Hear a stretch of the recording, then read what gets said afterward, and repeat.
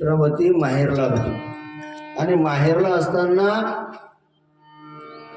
तुलसीदास महाराजांना तिची आठवण झाली, व्याकुळ झाले ते. व्याकुळ झाल्यानंतर तुलसीदास महाराज, पावसाळ्याचे दिवस आहे, अंधारी रात्र आहे, पाणी सुरू आहे, नदीला पूर आलेला आहे आणि अशा वातावरणामध्ये की मनुष्य सुद्धा, पक्षी सुद्धा घरट्यातून बाहेर पडणार नाही, माणूस कुठं बाहेर निघेल. पत्नीच्या आसक्तीनं तुलसीदास महाराज घरातून निघाले. रात्रीची वेळ, नदीला पूर आलेला आहे आणि नदीच्या काठाच्या म्हणजे पैलतीर जायचं होतं. तुलसीदास महाराज एका लाकडावरती बसले तर तो लाकूड नव्हता महाराज, मेलेला म्हणजे माणसाचा देह होता, तो प्रेत होता. ते पाण्यामध्ये वाहून आलं, फुगलं, पाण्यात वाहत आलं आणि त्यांना असं वाटलं की लाकूडच आहे की काय. त्याच्यावरती बसले. त्यानंतर दोर हाती घ्यावा म्हणून दोर नाही दिसला. एका नळक्यामध्ये महाराज सर्प होता लांब, दोर म्हणून तो सर्पच धरून महाराज चढले वरती. म्हणजे विषयामध्ये मनुष्य एवढा आंधळा होता. हो. आणि मग हे तुलसीदास महाराज अशा कठीण परिस्थितीमध्ये आपल्या पत्नीकडे आले, पत्नीला भेटले. त्यावेळेस पत्नीनं केलेला उपदेश आहे महाराज, माणसाचं जीवन कुठं सुधारेल, माणसाच्या जीवनामध्ये कुठं उपदेश होईल त्याचा काही नियम नाही.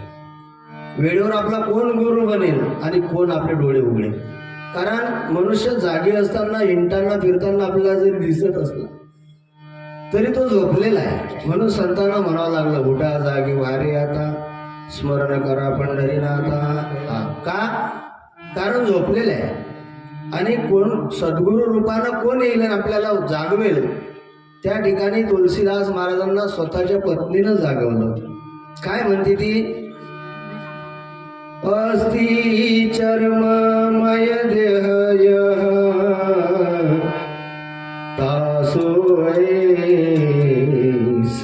प्रीत नेको जोरा होती राम से तो काहे भवभीत.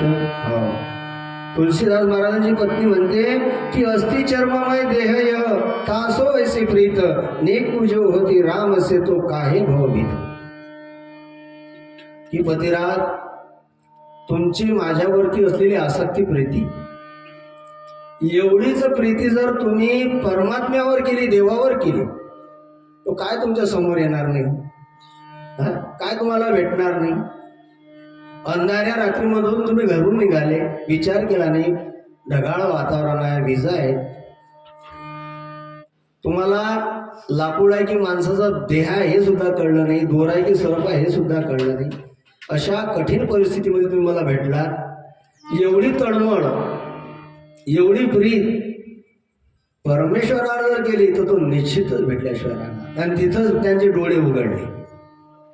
तुलसीदास महाराजांचे तिथं डोळे उघडले, पत्नीने उघडले. आपले वाईट वाटलं त्यांना, अरे आतापर्यंत मी जे करत होतो ते योग्य नव्हतं. आणि मग तिथून त्यांनी रामायणाचा प्रवास सुरू केला. रामायण लिहायला लागले. सुरुवातीला ते संस्कृतमधून रामायण लिहायला लागले. परंतु दिवसभर लिहिलेलं जे रामायण आहे ते रात्री आपोआप ते त्या ठिकाणी शब्द पुसून जात होते. आणि म्हणून मग तुलसीदास महाराजांनी साध्या आणि साध्या सोप्या भाषेमध्ये, हिंदीमध्ये रामायण लिहायला सुरुवात केली. देवनागरी भाषा म्हणतात त्याला, मराठीची देवनागरी भाषा. त्या भाषेचं विश्लेषण माऊलीने किती सोप्या शब्दामध्ये केलं ज्ञानेश्वरीमध्ये. तसंच हिंदीच आहे, परंतु हिंदीमध्ये साध्या सोप्या भाषेमध्ये त्या ठिकाणी रचना केली, सुरुवात केली. आणि आपल्याला तुलसी रामायणासारखा अमृतमय सुंदर असा ग्रंथ दिला की ज्या ग्रंथामध्ये या 7 कांडाचं विशेष करून तंतोतंत त्यांनी या ठिकाणी मांडणी केलेली आहे. सियावर रामचंद्र भगवान की जय.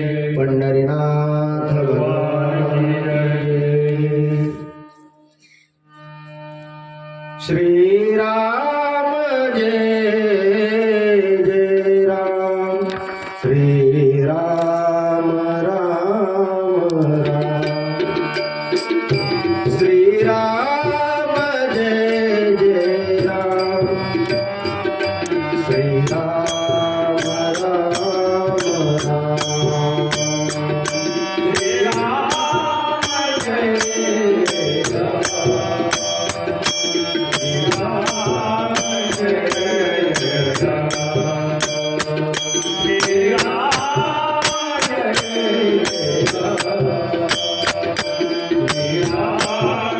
जय जय राम श्री राम जय जय राम श्री राम जय जय राम श्री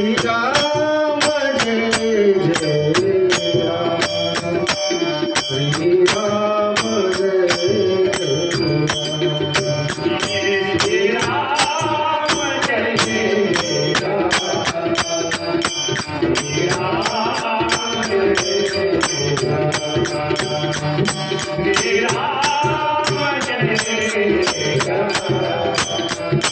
श्री राम जय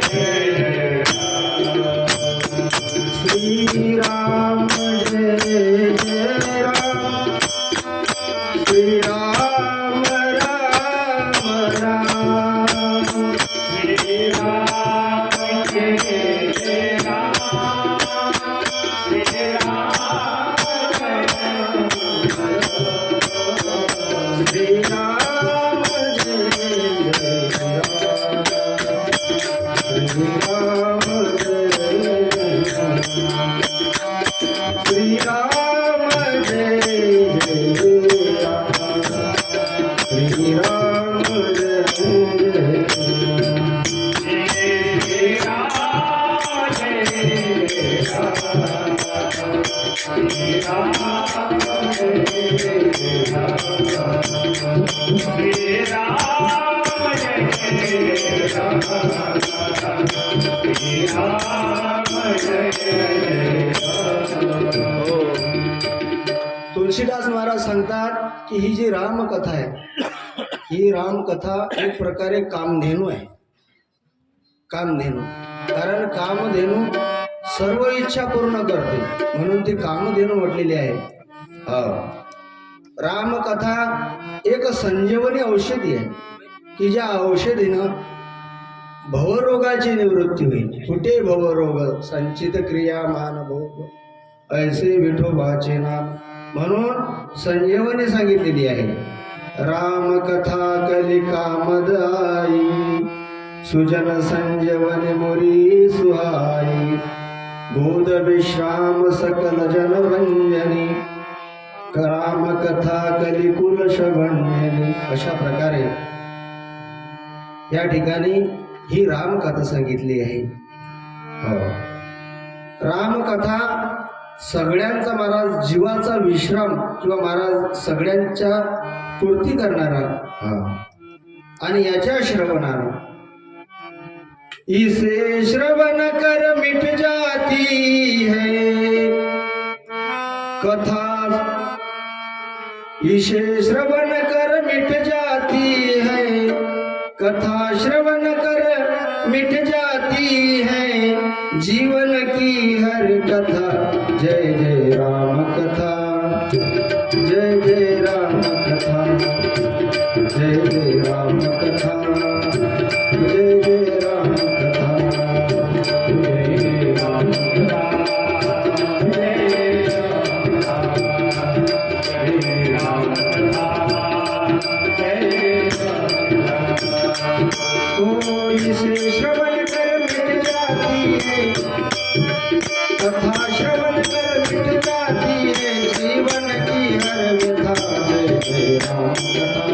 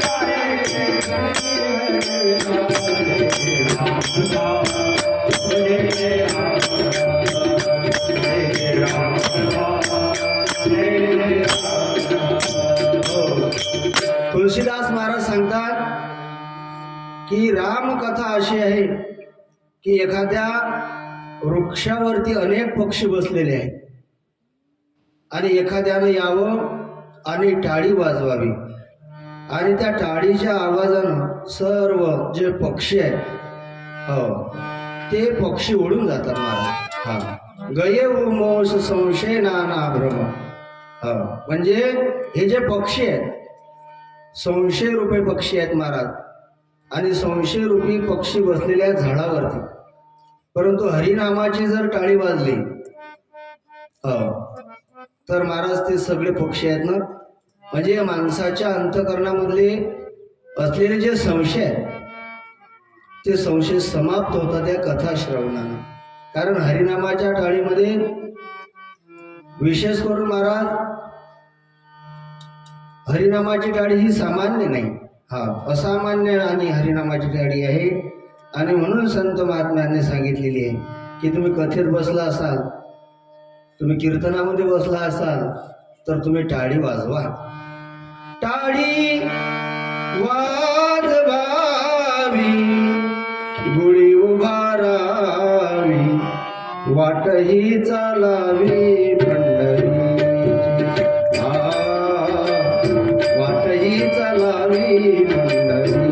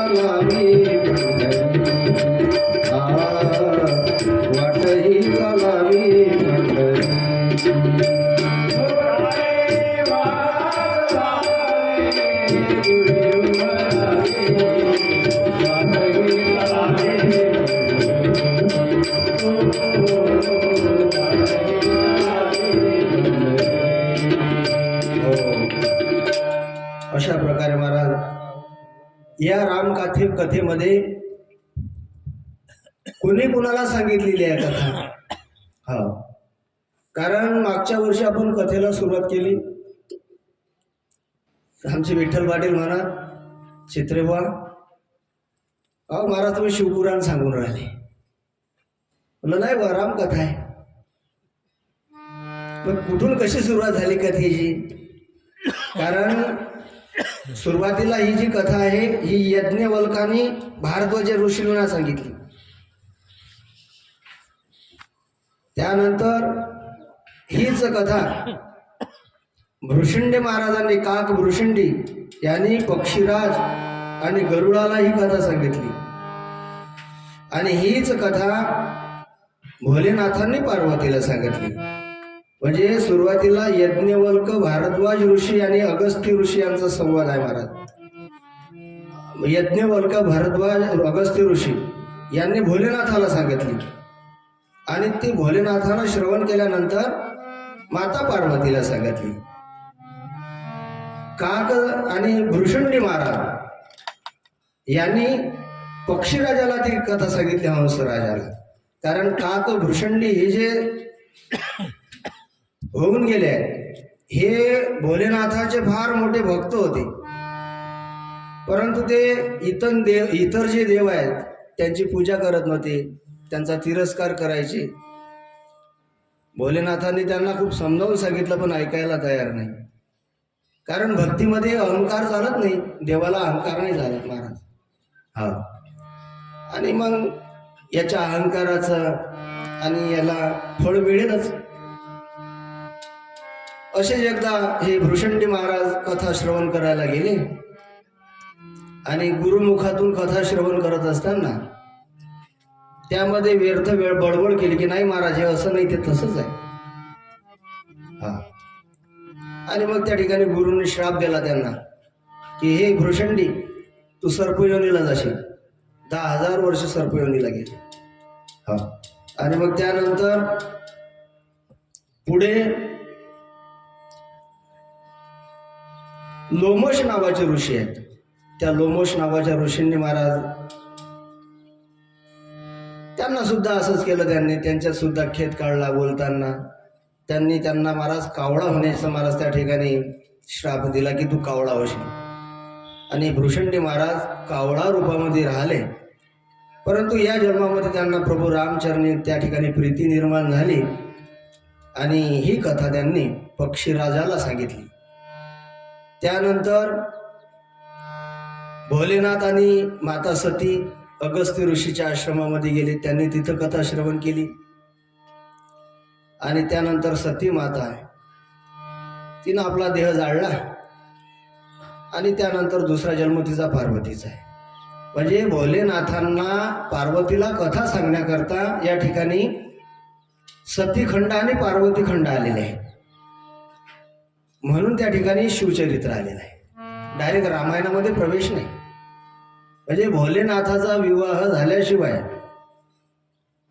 किंवा पार्वतीचा विवाह झाल्याशिवाय भोलेनाथ कथा सांगू शकत नाही. आणि ही भोलेनाथांनी कथा सांगितलेली आहे. तर महाराज ज्या वेळेस ही कथा यज्ञवल्काने सांगितली भरद्वाजाला, तर हा कर्माचा घाट आहे. 4 घाट सांगितले या ठिकाणी. कर्माचा घाट आहे, त्यानंतर त्या ठिकाणी भक्तीचा घाट आहे आणि त्यानंतर मग प्रेमाचा घाट आहे. हा, कारण भोलेनाथाने फार प्रेमपूर्वक माता पार्वतीला ही कथा सांगितलेली आहे. अशा प्रकारे त्या ठिकाणी महाराज कथा सांगितलेली आहे की भोलेनाथ आणि माता पार्वती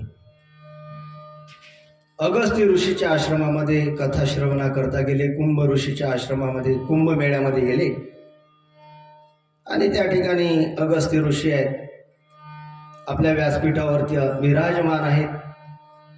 भोलेनाथ आणि माता सती कथा श्रवणाला गेलीत. परंतु अगस्त्य ऋषीने पाहिलं की भोलेनाथ आपल्या कथेला येत आहे आणि अगस्त्य ऋषीने आपलं व्यासपीठ सोडून महाराज त्या ठिकाणी भोलेनाथांचं चरण पकडलं, त्यांची पूजा केली. परंतु ही जी सती आहे, या सतीला वाटलं की डर गया. तिला काय वाटलं, माझ्या पतीचं अकराळ विकराळ रूप पाहून हा कथाकार भेलावा. हा, कारण तिच्या अंतकरणामध्ये तो सूक्ष्म अहंकार होताच. हा, आणि त्याचं वर्णन केलेलं आहे महाराज. एक हरी एक बार त्रेता जुग माही संभोग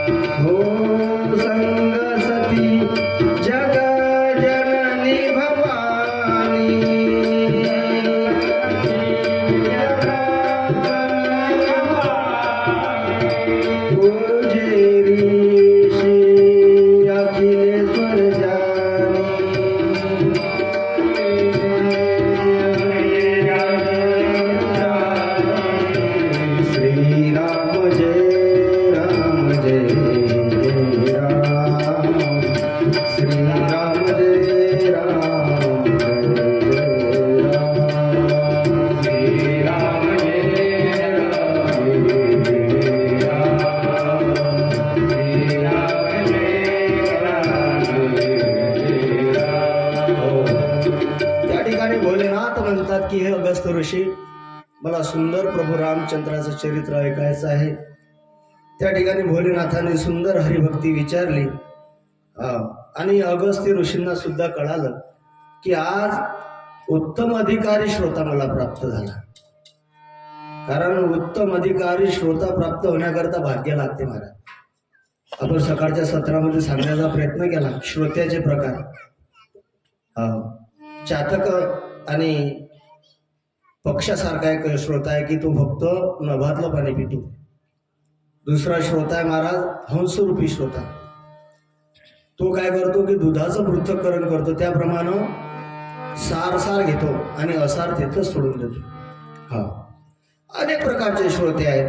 पण आपल्याला काही तसं काही नाही. आपल्या कथेमध्ये तुम्हाला जर त्रास असेल ना, पाय लांबून बसा, काहीच वाढणार नाही. पहिला दिवस आहे ना, त्रास आहे मग काय, मला त्रास आहे. मी जर तुम्हाला म्हटलं पाय काऊन लांबवले असे पण बसल्याला मलाही तकलीफ आहे. हो, तसं काही टेन्शन नाही. घरी बसून जरी कथा ऐकली तरी आपल्याला आनंद आहे ऐकणाऱ्या म्हणतात. आता बऱ्याच गावाला म्हणता महाराज लोक, मी कधीच म्हणणार नाही महाराज बाकीच्या लोकांसारखं की म्हशी पंढरपूरला जात असता का बैल पंढरपूरला जात. नाही नाही नाही, तसे दृष्टांत माझ्या तोडून कधीच निघणार नाही. काही लोकांना व्याधी आहे महाराज, ती नाही येऊ शकत. काही लोकांना सुतक विरध असते त्यामुळे ती येऊ शकत नाही. परंतु मंडपात बसणाऱ्यांपेक्षा बी ते तीक्ष्ण कान देऊन महाराज कथा ऐकतात, असे श्रोते आहेत. हा, म्हणजे कथाभाव असं सांगितलेला आहे की आपल्यापेक्षा वयानं लहान जरी एखादा असेल महात्मा कथाकार, आणि तो जर व्यासपीठावर, महाराज तुम्ही आमच्या गळ्यामध्ये फुलांची माळ टाकता, आमच्या गळ्यात नाही टाकत. तुम्ही ज्ञानोबा तुकोबाच्या गळ्यामध्ये माळ. आणि मग कथाकारानं सुद्धा तसं जीवन जगलं पाहिजे. खाली उतरला म्हणजे सामान्य राहिला पाहिजे. हा, कारण पूजा सद्गुण आणि सद्विचारांची होत असते, दुर्गुणाची होत नाही. अशा प्रकारे म्हणजे जे श्रोते आहेत कथा भाव ठेवून, कथेवरती भाव ठेवून, आपल्यापेक्षा लहान वयाचा जरी महाराज असेल तरी त्यांना महाराज त्या ठिकाणी श्रेष्ठ स्थानावर प्रेमानं, आवडीनं, गोडीनं कथा श्रवण करावी, नम्रतेनं कथा श्रवण करावी. पण लोक नम्रतेनं राहत नाही, नम्रतेनं कथा श्रवण करत नाही महाराज. म्हणजे नम्र श्रोता भेटण्याकरता कथाकाराला भाग्यच पाहिजे. नम्र श्रोता भेटण्याकरता कथाकाराचं भाग्य. नम्री खूप भेटतात महाराज, पण नम्र नाही भेटत. नम्री तर असे भेटतात की महाराज आलोच, थोडी गाय राहिली पाणी पाहिजे, मला सांगा त्या बुवाला गाय नका बाजू, तुम्ही का पाप करता का आपण, असे नम्री लोक आहे. आपण कधी म्हटलं का आज आले नाही, कथेला उशीर झाला, नाही महाराज गाय राहिली होती पाणी पाहिजे, बरं बा ते आधी. असा नम्र झाला भूता तेने कोंडिले अनंता. अशा प्रकारे, कारण भगवंताला सुद्धा सत्संग करावा लागला मला. भोलेनाथांचा अधिकार किती, तुम्ही विश्वनाथ,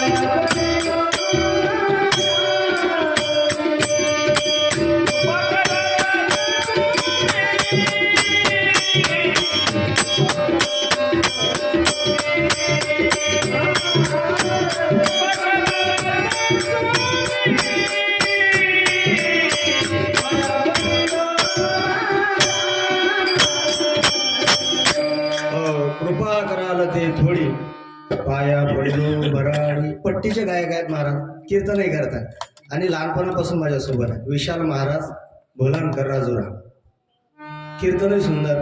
आमचे कडुदास महाराज आहेत, आजार होण्याचं कामच नाही.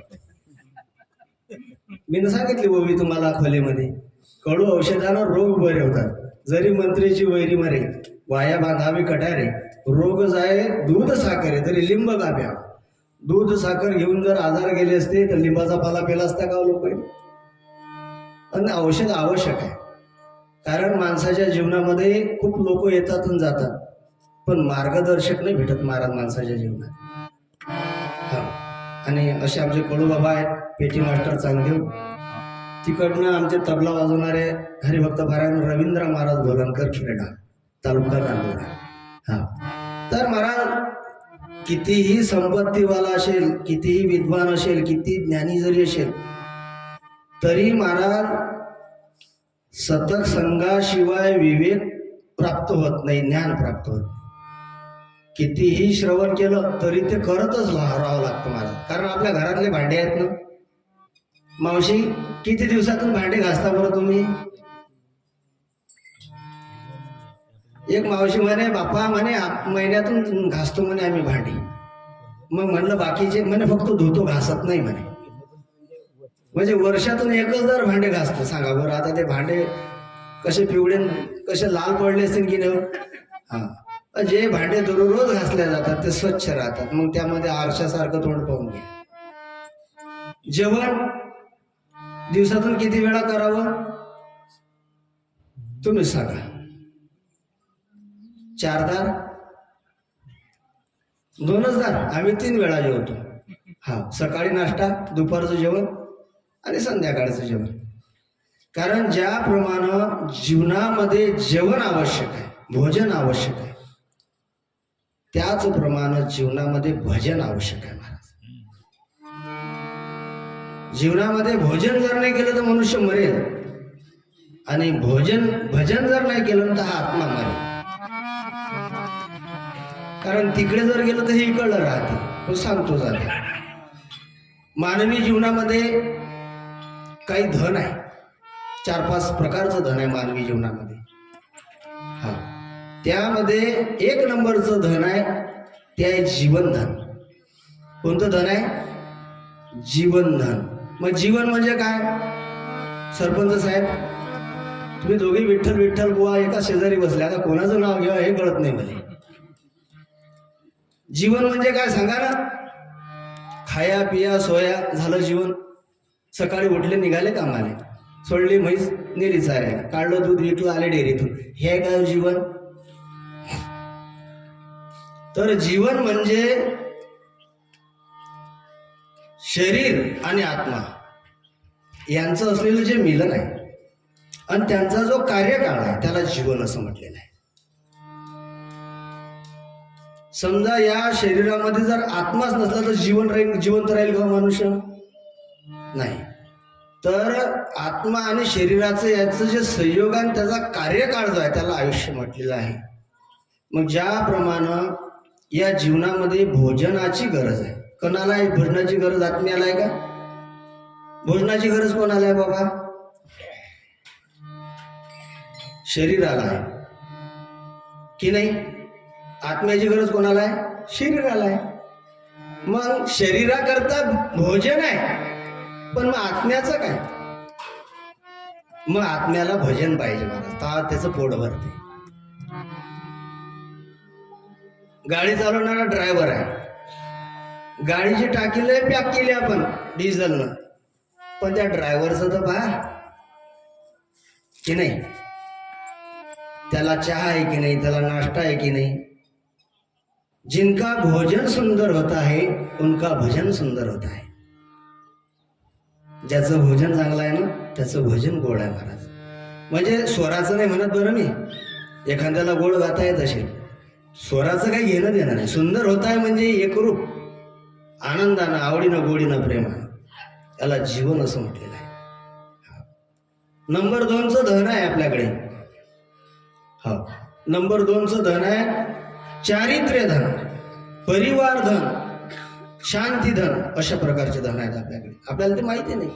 परिवार धन सांगितलं. परिवार धन, परिवार धन म्हणजे काय?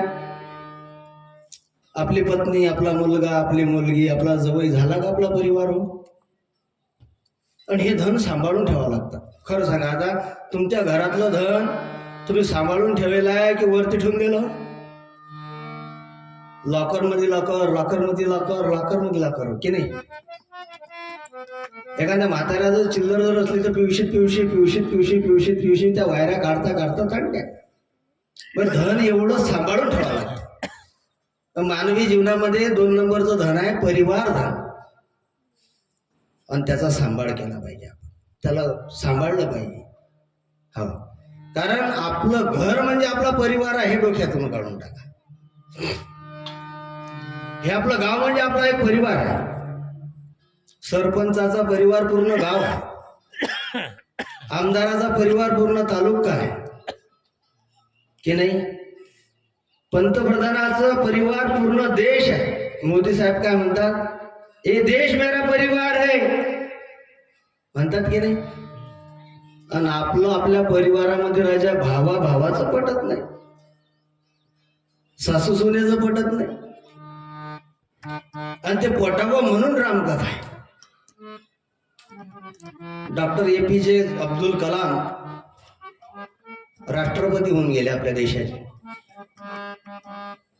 एकदा अब्दुल कलाम आणि त्यांचा मुलगा जेवण करायला बसला, आणि अब्दुल कलामाच्या पत्नीनं पोळी वाढली त्यांना. ती पोळी एका साईडनं जळलेली होती, काळी कुट्ट झाली होती, आणि पोळी वाढली. त्यांना पत्नीला काही दिसली नाही की जळलेली आहे म्हणून. तिला वाटलं गरम गरम पोळ्या देऊ आपण, आणि ती पोळी होती जळलेली. अब्दुल कलामांचा मुलगा म्हणाला, बाबा ती पोळी जळलेली आहे. आई आई आई आई आई इकडे आली. आई पडत काय म्हणे, काय आले म्हणे, बाबाला तू जळलेली पोळी वाढली.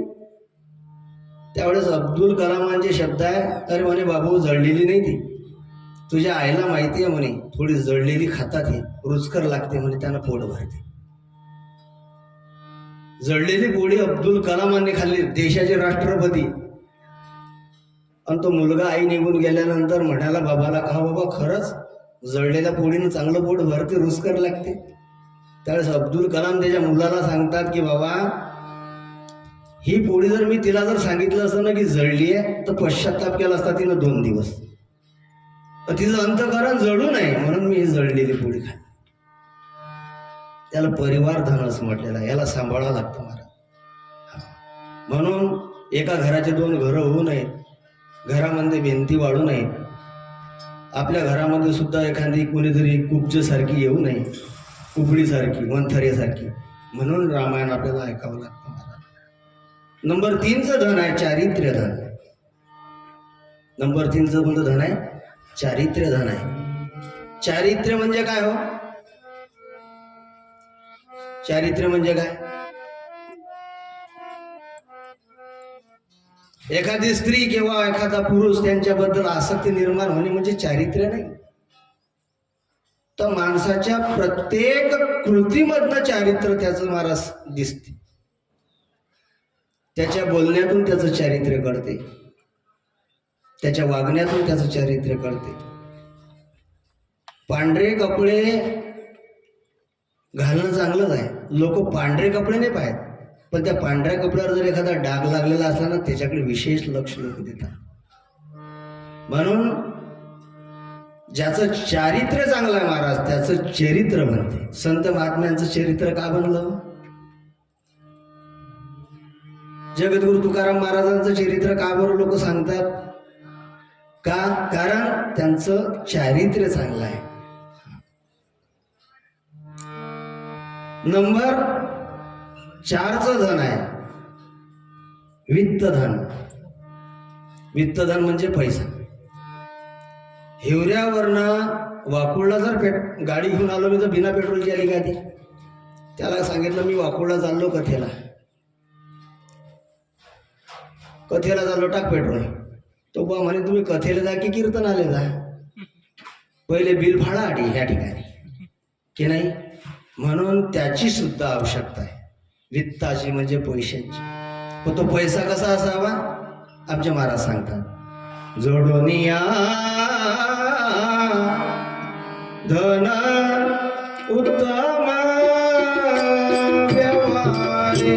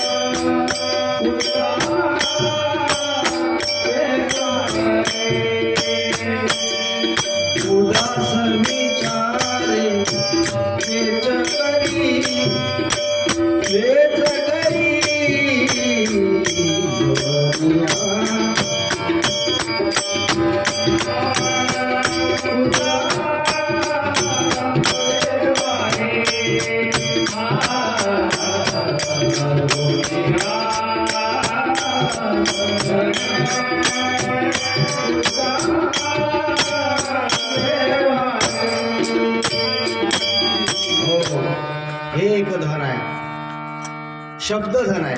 आम्हा घरी धन शब्दाचे धन, शब्दाचे यातनं असं काहीतरी प्रमाण आहे.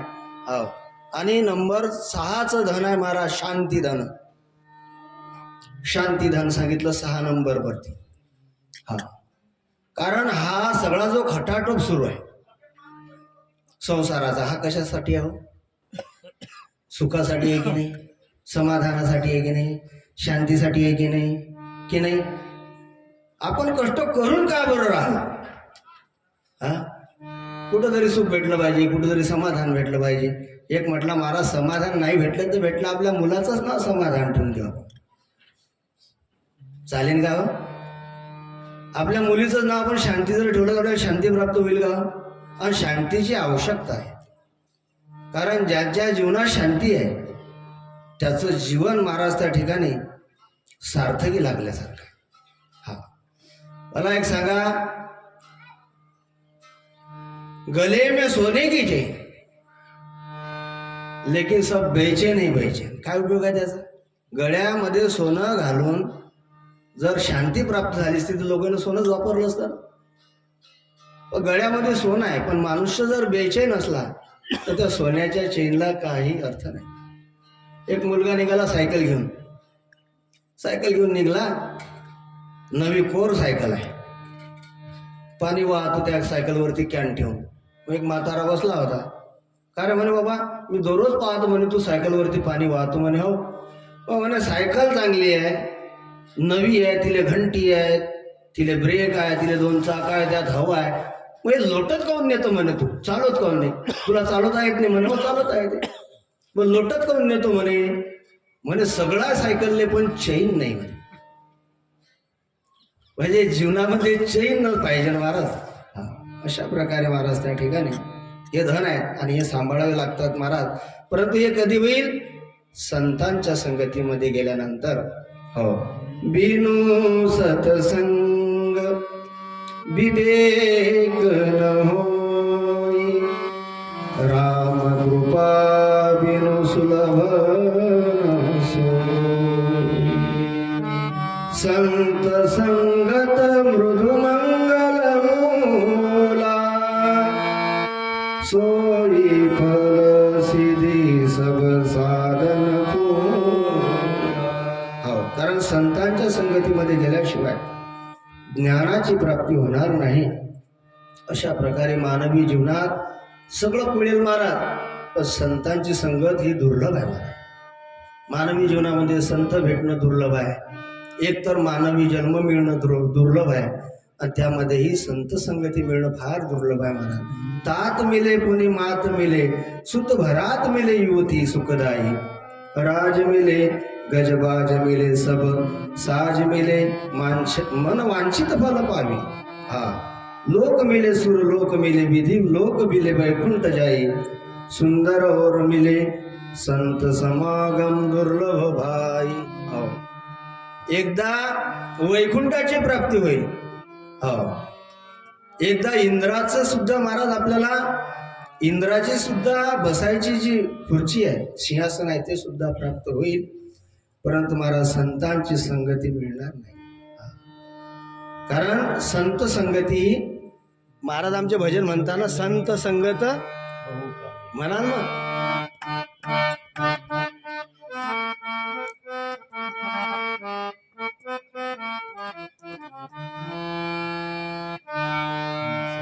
त्याला कारण एकच आहे फक्त, हे काळी एक आहे म्हणून.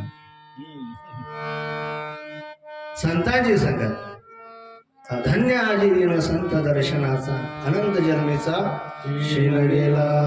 धन्य काळ संत भेटी, धन्य काळ संत भेटी, धन्य काळ संत भेटी.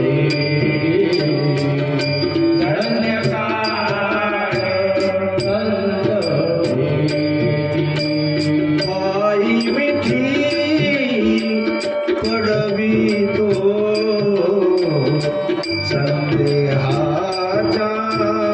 सुटल्या गाठी, संदेहाच्या सुटल्या गाठी.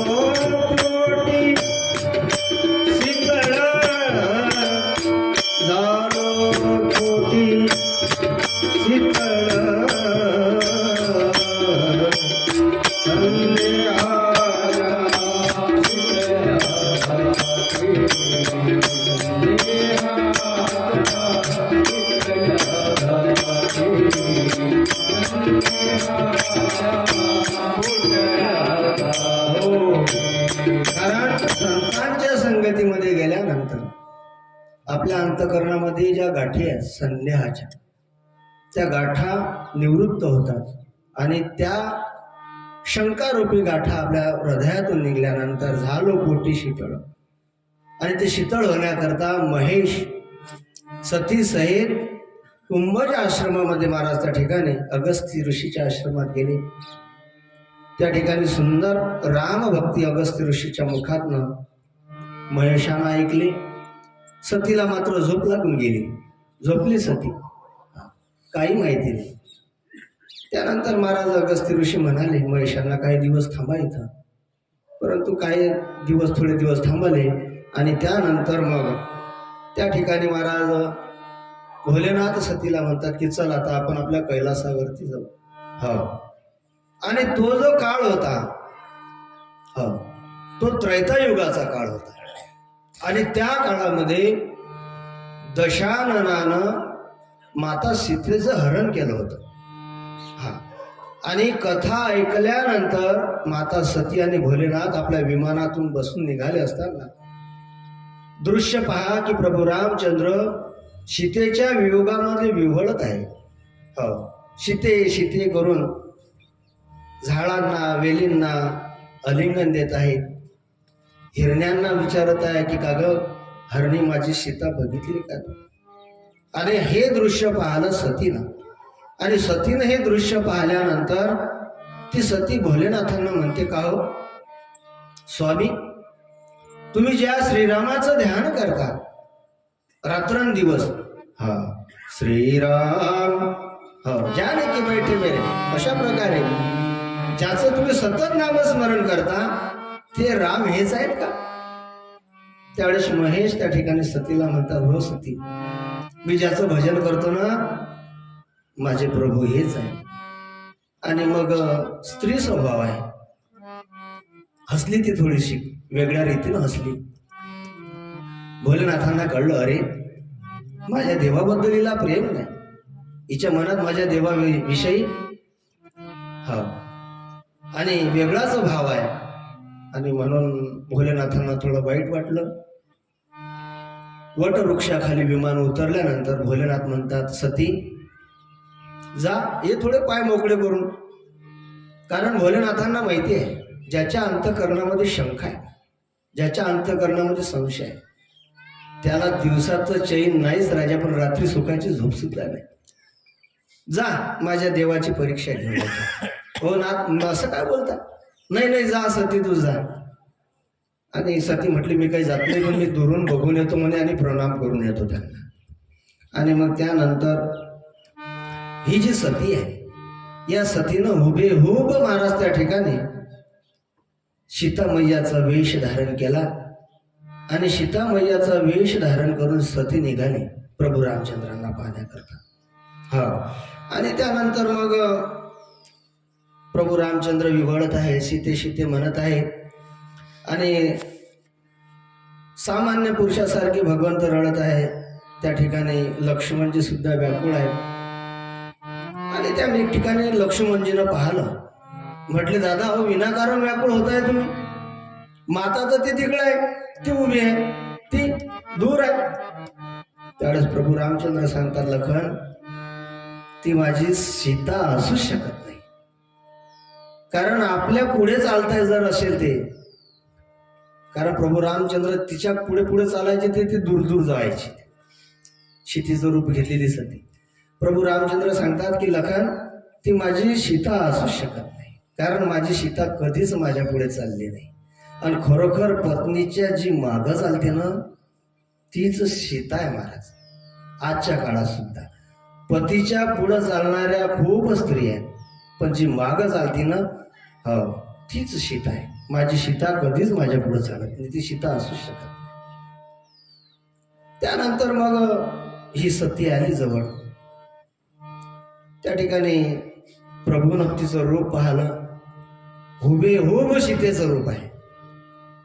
बरं सीतेचं रूप आहे असून माता म्हणू शकत नाही, माता म्हणतात तर पत्नीचं वेश धारण केलेलं आहे, काय करावं. आणि म्हणून प्रभू रामचंद्र त्या ठिकाणी सतीला म्हणतात की वृषकेतू कुठं आहे. तेवढ्या एका शब्दामधील सतीला त्या ठिकाणी कळलं की अरे आपल्याला ओळखलं. कारण देवाला पाहण्याकरता जो चष्मा आहे महाराज, तो चष्मा म्हणजे प्रेमाचा आहे. एका गुरुनं विचारलं महाराज शिष्यानं गुरुला दुःखाचा नाश कशानं होईल. हा त्यावेळेस महाराज अज्ञान नष्ट झाल्याने अविवेक नष्ट होतो. गुरुनं सांगितलं अविवेक नष्ट झाल्यानंतर अभिमान नष्ट होतो, आणि अभिमान नष्ट झाल्यावर अंतकरणातले रागद्वेष नष्ट होतात. रागद्वेष नष्ट झाल्यानंतर महाराज कर्म नष्ट होते, आणि कर्म नष्ट झाल्यानं देहोत्पत्ती राहत नाही. म्हणजे मी देह आहे हा अहंकार उरत नाही, आणि ज्यावेळेस मी देह आहे हा अहंकार उरत नाही त्यावेळेस मला दुःख नष्ट होते मानवी जीवनातलं. आणि ज्या वेळेस सगळ्या दुःखाची निवृत्ती या मानवी जीवनातून होईल ना त्यावेळेस त्याला सगळीकडे नुसता देव दिसतो महाराज. देव कारण हिरण्यकश्यपू हा बाप आहे आणि भक्त प्रल्हाद हा मुलगा आहे.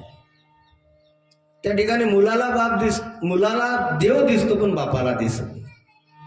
बाप विचारतो मुलाला कुठं आहे देव, आणि मुलगा म्हणतो बाबा हो कुठं नाही देव, जिकडे तिकडे आहे. विठ्ठल जडी स्थळी भरला रीता ठाव नाही मुला, आज म्या दृष्टीने सर्व भूतेषु या पश्येत भगवत भाव आत्मना भूतानी भगवत्यात्मनेश भगवतोत्तमा. आणि असा जो उत्तम भक्त आहे महाराज त्याला माणसात सुद्धा देव दिसतो, त्याला कुत्र्यात सुद्धा देव दिसतो, त्याला गाढवात सुद्धा देव दिसतो. आणि ज्या वेळेस सगळी समदृष्टी होईल त्यावेळेस महाराज समदृष्टी विटेवरी साजेरी. नाथ महाराजांना गाढवामध्ये देव दिसला, नामदेवरायांना कुत्र्यात दिसला. महाराज आपल्याला माणसात देव दिसत नाही, आपलं दुर्भाग्य. का? कारण देव दिसण्याकरता तो चष्मा आहे तो आपल्याकडे नाही. आणि तो चष्मा म्हणजे महाराज त्या ठिकाणी प्रेम नावाचा चष्मा आहे.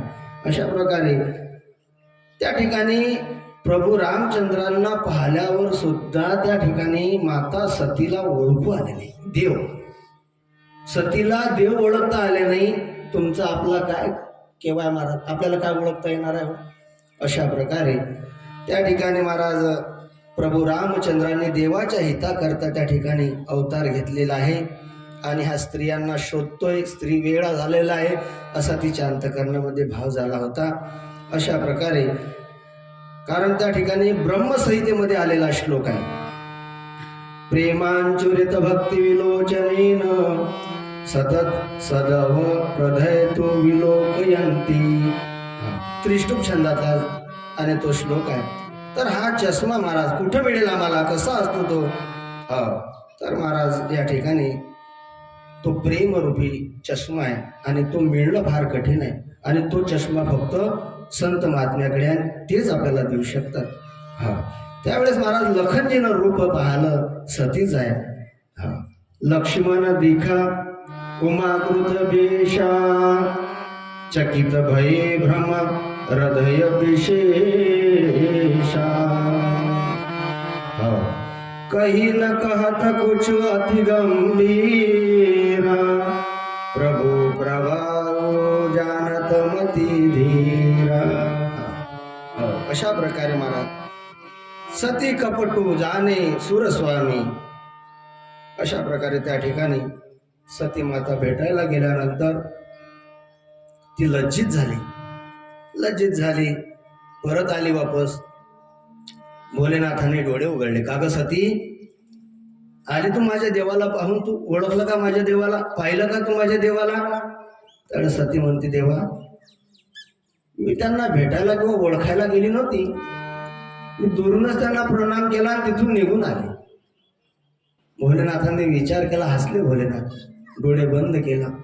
आणि डोळे बंद केल्यानंतर भोलेनाथांना सगळं चरित्र कळलं की काय झालं म्हणून. आणि त्यानंतर मग भोलेनाथांच्या अंतःकरणात सुद्धा उदास वातावरण झालं निर्माण. का? कारण हिनं माझ्या मातेचं त्या ठिकाणी रूप धारण केलं, सीतेचं रूप धारण केलं. आता हिच्यासोबत मी पत्नी व्यवहार ठेवू शकत नाही. त्यांच्या अंतःकरणामध्ये विषाद निर्माण झाला, दुःख झालं त्यांना.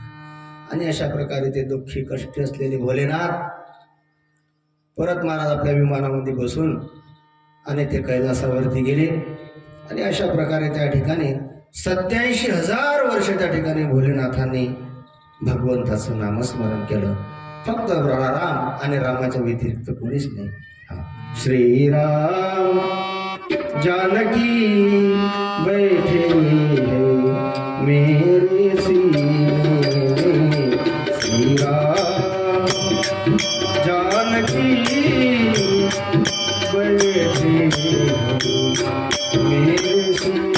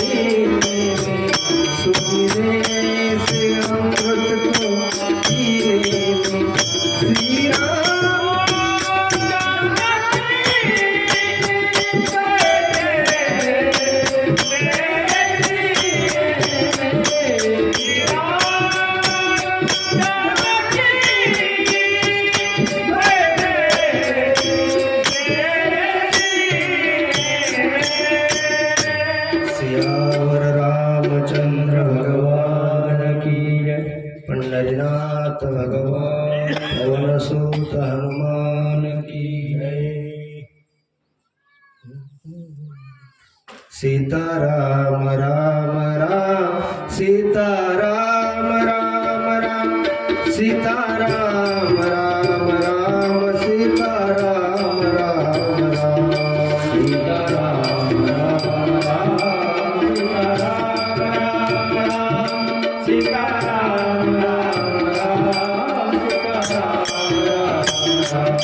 सीताराम राम राम सीताराम